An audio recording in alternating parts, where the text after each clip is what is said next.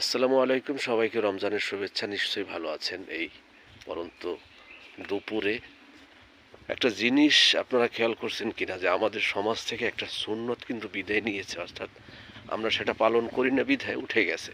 সেটা হচ্ছে একজন রোজাদার আর একজন রোজাদারকে ইফতার করাবে এবং বহুত সওয়াব এবং পরস্পর সওয়াব কিন্তু কাটা হবে না, ডবল ডবল। কিন্তু সেটা কিন্তু কেউ করে না। দুটি কারণ। প্রথম কারণটা হচ্ছে আমরা তো রাজনৈতিকভাবে আমাদের সমাজ শতটা বিভক্তি, সর্বত্র বিভক্তি দেখা যায়।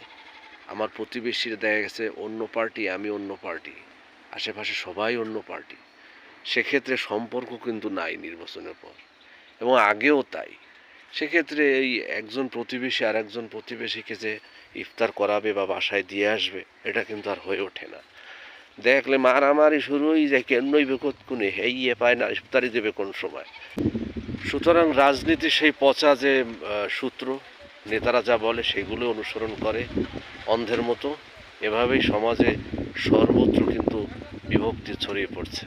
দ্বিতীয় যে কারণটা, সেটা হচ্ছে আমাদের গ্রামের মসজিদে বাধ্যতামূলক ইফতার দিতে হয়। সেজন্য যারা ইফতারি দেয়, যে গৃহস্থ, তারা মনে করে যে ইফতারি তো মসজিদে দিয়েই দিয়েছি, আবার আরেকজনকে ডাইকে আইনে ফাও খামো কি জিন্নে। এজন্য ওই ইফতারি যে মসজিদে দেয়, এজন্য আর সে আবার কাছের কেউকে বা প্রতিবেশীকে বা পথচারীকে কিন্তু ইফতারি করায় না। আর মসজিদে কি করে, সবার কিন্তু এখন ইফতারি খাওয়ার মতো, অর্থাৎ বাসায় সেই ব্যবস্থা আছে। সেই দুর্দিন এখন আর নাই। হ্যাঁ, অভাবে কেউ নাই যে মসজিদে গিয়ে বসে থাকতে হবে, মসজিদের ইফতারি খেতে হবে।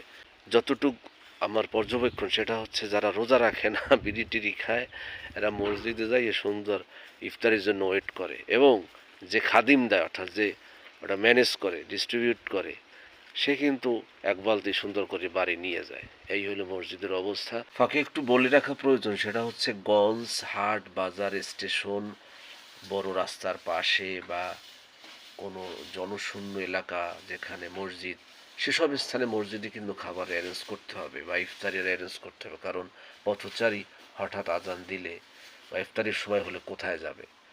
তো আমরা আল্লাহ এবং আল্লাহ রাসূলের নিয়ম নীতি সুন্নাত অনুসরণ না করে নিজেদের খেয়াল মতো এরকম বানাবো আর বলবো যে আল্লাহ আমাদেরকে রহমত করে না। ঠিক আছে, একই মুখে দুই রকম কথা, এইগুলো কিন্তু উঠাই যেতে হইবে, সুন্নাত পালন করতে হইবে। ঠিক আছে, সর্বশেষ যে কথাটা এটা হইল এই কি কম থাক, আবার দোষ হইবে, নোবেল দেওয়া উচিত।